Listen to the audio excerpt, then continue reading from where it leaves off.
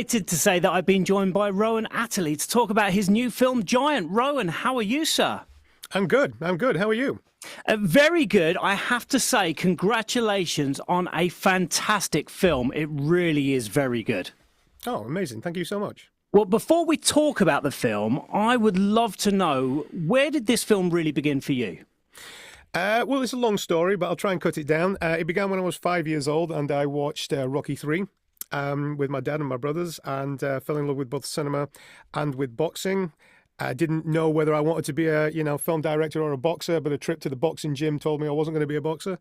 So, when I was a teenager is when I actually decided to be a filmmaker, and that was around the same time as Nas came onto the scene. And look, he was the biggest star, and we had similar backgrounds. I'm from a mixed race background, just a few miles from where he's from, and we dealt with the same issues. And to see him become this massive star in the sport that I love the most, I followed him as a fan, and then just learning more about his story with Brendan, their turbulent relationship.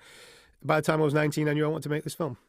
It's funny. I'm 44, and I remember going to the social club with my dad, and it was always an event when Nas was fighting. You always knew that it was absolutely packed, and everyone was there. I want to ask you about the casting. How extensive was it? Because from the kids right through to the adults, again, it's so well done.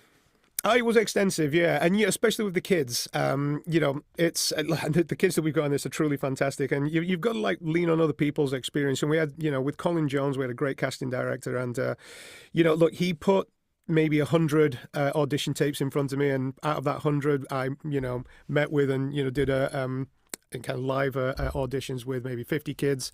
The two that he was most behind, that Colin was most behind, were Ali and Guy Saleh. He'd put them to the top of his list right from the off, and they turned out to be the kids that we cast. They were just absolutely phenomenal, and I think they're going to go on to be big stars themselves. With Amir, look, I saw his previous movie Limbo that he'd won a BAFTA for, that played in Cannes and everything, and I could see that he was an amazing actor. And even though he hadn't done physical roles, I'd rather have a beautiful actor that I can physically turn into a boxer than someone who's simply a boxer and tried to turn them into an actor. It was the better way around for it. Pierce was a no-brainer for me, but it was more like, is he going to do it? He's a big star. He lives in Hawaii and Malibu, and, we're not going to be able to pay him $20 million. And, look, we sent him the script, and he loved it. His wife loved it too, and he came on board, and he was instrumental in getting it made. It's not a film that shies away from some of the tough stuff. How early on did you know about the tone that you were aiming for? Did you ever think about softening it? And was it important to you to use some of the racial slurs that were openly used at the time? Well, it was very important to me to be authentic in that sense. Racism hasn't been stamped out. There are people who are trying to make it, bring it back. In harsh ways. We have a lot of negative agents out there who are trying to turn us back to the dark days. But what you have to see when you're looking at something through the the lens of a period piece, you can see how bad things were. And if you can see how bad things were and how things have got better now, then you can look in the other direction and say that we don't actually have that much further to go till we can get to the place that we want to be, if that makes sense. Back in the 80s and 90s, when brothers and I were growing up, they weren't microaggressions.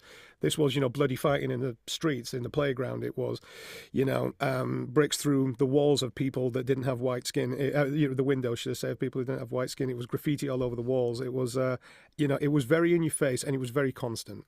And that's where things were. And now here's the thing, with the movie, what I didn't want to do was, give a lecture. It wasn't, right. I didn't want to be, negative. It was, I wanted to show the truth of it, but show the kind of humor that these people had in the face of it.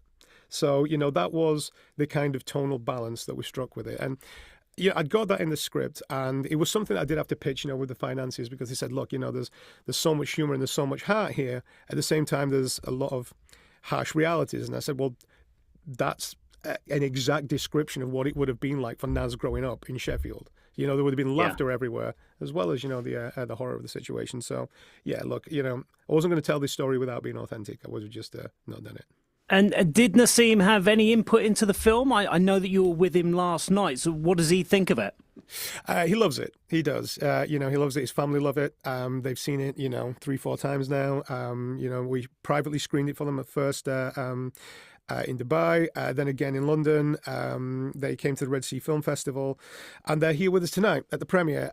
So look, they're huge fans of it. They, support it, feel like we found, the truth of the story, and, found that we told it in an entertaining way that, will grab an audience, which, for Naz is really important because he was a showman.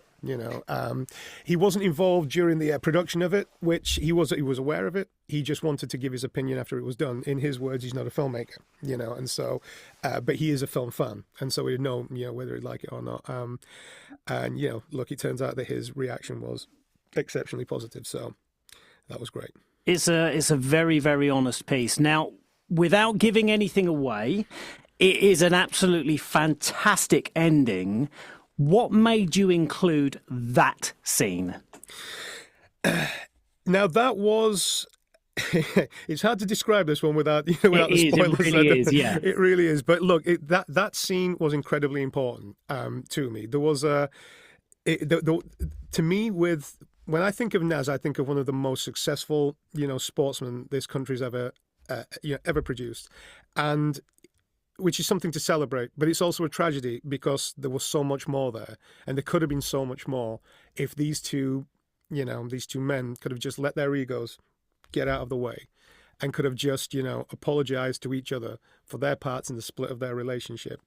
And so it was a sentiment that I wanted to express. The film's, it's a triumphant sports story. It's it's a triumphant human story, but there's a tragic love story in there as well, and that needed to be told. And then final question, if Giant were to be shown as part of a double bill, what kind of film would you want it shown alongside? Would it be Rocky 3, or would you go for something else now that it's finished? Maybe if we did it with as a triple bill, that's with Billy Elliot and Rocky 1. Wow, okay, yeah. That is a combination. Well, Rowan, thank you so much for talking to me. I really do appreciate it.